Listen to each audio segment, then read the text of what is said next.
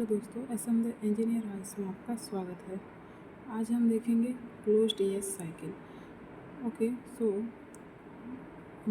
तो स्टार्ट करते हैं close air cycle. Close air cycle के जो मेन पार्ट्स होता है और हम कहते हैं कंपोनेंट्स, वो है ये चार: evaporator, compressor, condenser and expansion valve. Before going to this closed air cycle, वो मतलब कैसे काम करता है, कैसे कंपोनेंट्स अरेंज होकर रहता है, वो जानने से पहले हम जानते हैं कि इवापोरेटर क्या है, कंप्रेसर क्या है, कंडेंसर क्या है और एक्सपेंशन वाल्व क्या है। ओके, तो इवापोरेटर एक ऐसा पार्ट्स है, एक ऐसा कंपोनेंट्स है जहाँ लिक्विड को वेपर में कन्वर्ट होता है। Liquid convert into vapour. Okay so तो इवापोरेटर में क्या होता है, जो लिक्विड फॉर्म में जो रहता है, वो जो रेफ्रिजरेंट उसे कन्वर्ट करता है वेपर में। ठीक है, हो गया, बस इतना जानना है हमें। क्लोज साइकिल के बारे में जानने से पहले मतलब इनका जो बेसिक वर्किंग है ना, वो जानना है। तो इवापोरेटर का जो बेसिक वर्किंग है, वो जो रेफ्रिजरेंट रहता है, रेफ्रिजरेंट जो लिक्विड फॉर्म में रहता है, उसको वो कन्वर्ट करेगा वेपर में। ओके, नेक्स्ट है कंप्रेसर। कंप्रेसर में क्या होता है, कंप्रेसर में कंप्रेस्ड होता है। एक्चुअल में कंप्रेसर के अंदर जो अरेंजमेंट रहता है ना, वो है पिस्टन, सिलेंडर अरेंजमेंट। ओके, इस पिस्टन सिलेंडर अरेंजमेंट में क्या होता है, वो जो ये लिक्विड वेपर में होता है, जो रेफ्रिजरेंट आता है, उस रेफ्रिजरेंट को कंप्रेसर में कंप्रेस्ड किया जाता है। और कंप्रेसर में कंप्रेस्ड होता है, मतलब उसका वॉल्यूम डिक्रीज होता है। ओके, नेक्स्ट है कंडेंसर। कंडेंसर में क्या होता है, कंडेंसर में एक्चुअल में क्या होता है कि वो जो कंप्रेसर से निकलता है हाई टेम्परेचर प्रेशर, वो कंडेंसर में लो टेम्परेचर लो प्रेशर किया जाता है। ठीक है, मतलब यहाँ बात हो रही है रेफ्रिजरेंट की। रेफ्रिजरेंट जो कंप्रेसर में आता है, उसका वो कंप्रेस्ड हो जाता है। कंप्रेस्ड होने के बाद वो उसका टेम्परेचर हाई हो जाता है। तो वो जो टेम्परेचर ज़्यादा हाई हो जाता है, इसीलिए कंडेंसर यूज होता है। कंडेंसर में क्या होता है, कंडेंसर में कंडेंस्ड होता है। कंडेंस्ड होता है मतलब क्या है, उसके अंदर जो लिक्विड रेफ्रिजरेंट, जो वेपर रेफ्रिजरेंट आता है, वो टेम्परेचर हाई होके रहता है। तो उसकी जो टेम्परेचर हाई होता है, उस टेम्परेचर को हम लो करते हैं। टेम्परेचर लो हो जाएगा तो उसका प्रेशर भी लो हो जाएगा। ओके, इसी काम के लिए यूज होता है कंडेंसर। और नेक्स्ट है एक्सपेंशन वाल्व। एक्सपेंशन वाल्व का मेन जो वर्किंग है, मेन जो उसका काम है, वो है प्रेशर रिड्यूसिंग। तो एक्सपेंशन वाल्व में जो मेन काम होता है, वो है प्रेशर रिड्यूसिंग। वो जो कंडेंसर से टेम्परेचर आता है, वो जो रेफ्रिजरेंट आता है, उसका जो टेम्परेचर तो रिड्यूस होता है। हमें क्या ना, वो जो टेम्परेचर रहता है उससे और भी ज़्यादा रिड्यूस करना होता है। उसका जो प्रेशर जितना रहता है कंडेंसर से बाहर आने के बाद, उससे भी ज़्यादा हमें रिड्यूस करना होता है। इसलिए क्या बोल रहे थे, इसीलिए हम यूज़ करते हैं एक्सपेंशन वाल्व। उसका जो प्रेशर रहता है उसे और भी ज़्यादा नीचे लाने के लिए। अगर प्रेशर रिड्यूस्ड हो गया तो टेम्परेचर भी ऑटोमेटिक रिड्यूस्ड हो जाएगा। ठीक है, इतना है इसका बेसिक वर्किंग। अब देखते हैं क्लोज्ड एयर साइकिल काम कैसे करता है, उसका जो साइकिल रहता है वो साइकिल कैसा होता है। ठीक है, तो देखो, ये रहा इवापोरेटर। ठीक है, इवापोरेटर से वो जो रेफ्रिजरेंट रहता है, वो आएगा किधर, कंप्रेसर में आएगा। इवापोरेटर से रेफ्रिजरेंट आएगा कंप्रेसर के अंदर। ये है कंप्रेसर।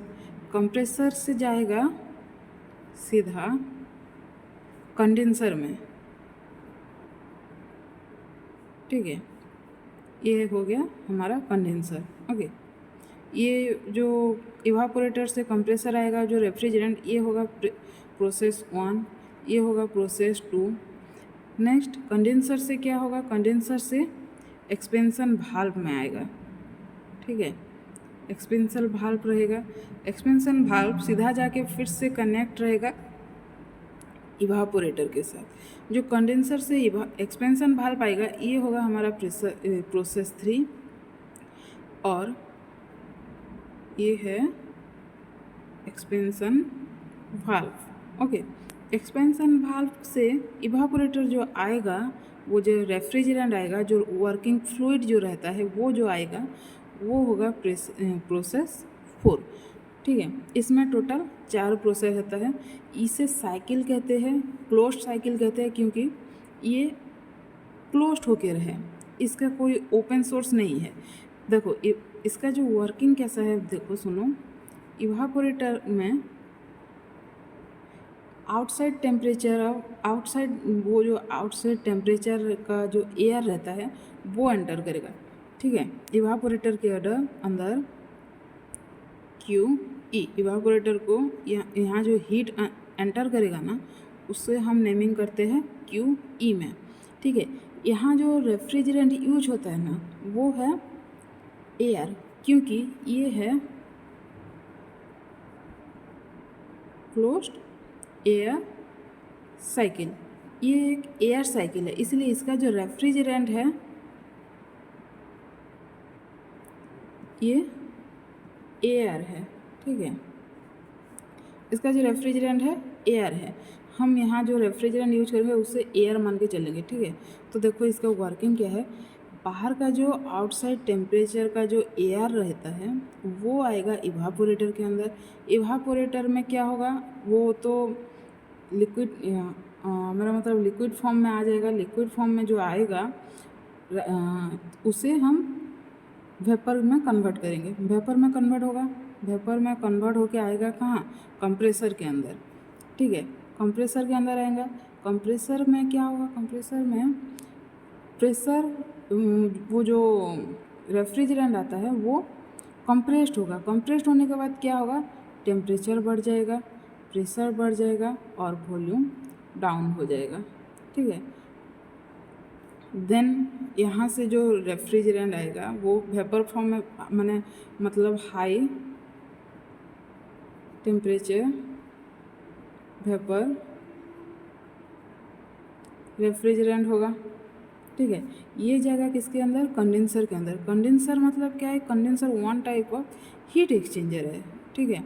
तो यहाँ जो ये हाई टेम्परेचर रेफ्रिजरेंट आएगा इसके अंदर, तो यहाँ क्या होगा, इसका जो हीट हो, ज़्यादा टेम्परेचर ज़्यादा होता है, वो जो रेफ्रिजरेंट आता है उसका टेम्परेचर ज़्यादा होता है, तो कंडेंसर क्या करता है, कंडेंस्ड करता है। कंडेंस्ड करता है मतलब उसका जो टेम्परेचर है वो एटमॉस्फेयर में रिड्यूस्ड, एटमॉस्फेयर को दे देता है, एटमॉस्फेयर में चला जाता है। उसका जो टेम्परेचर रहता है, हाई टेम्परेचर रहता है, तो उसका टेम्परेचर उसके बाद जब कंडेंस होकर बाहर आता है उसका टेम्परेचर रिड्यूस्ड होता है, प्रेशर रिड्यूस्ड होता है। क्योंकि टेम्परेचर रिड्यूस्ड हो जाए तो प्रेशर ऑटोमेटिक रिड्यूस्ड हो जाएगा, ठीक है। उसके बाद आएगा एक्सपेंशन भाल्व में। हमें क्या होता है, एक्सपेंशन भाल्व क्यों यूज होता है पता है, क्योंकि कंडेंसर से जो बाहर आता है रेफ्रिजरेंट ना, उसका जितना टेम्परेचर रहता है हमें उससे भी कम टेम्परेचर चाहिए, ठीक है, उससे भी कम टेम्परेचर चाहिए, इसीलिए हम यूज करते हैं expansion valve, okay. Expansion valve में क्या होता है, प्रेशर रिड्यूस होता है। इसमें अगर प्रेशर रिड्यूस्ड हो गया ना तो टेम्परेचर ऑटोमेटिक रिड्यूस्ड हो जाएगा, ठीक है। तो प्रेशर टेम्परेचर रिड्यूस्ड हो जाएगा और उसके बाद जो रेफ्रिजरेंट मिलेगा इवापोरेटर के अंदर, फिर से वो जो रेफ्रिजरेंट आएगा वो होगा हमारा useful working fluid, okay. Useful working fluid. ऐसे ही फिर से वही सेम प्रोसेस में ये साइकिल काम करेगा।